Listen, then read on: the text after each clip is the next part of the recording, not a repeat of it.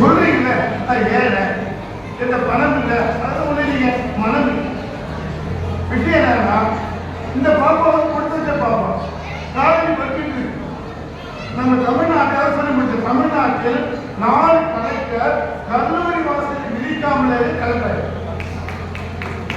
எப்படி கல்லூரி வாசல் விதிக்க கலந்தாங்களா அப்படின்னா இளவரசர் பிளஸ் படிக்கிறாரு ஒருத்த நாள் அவங்க அப்பா நீயவோ இவன் எதுக்குன்னா இவ்வளவு யாராவது ரொம்ப கஷ்டப்பட்டு சொல்றாங்க இதை கஷ்டம் அவங்க அப்பா இறந்துட்டாரு நீயவோ இருக்கும்போது தஞ்சாவூர் போய் இளவரசர் அந்த வேலை இருக்கும்ல இறந்து போயிட்டா அதுக்காக கேட்கிறாரு.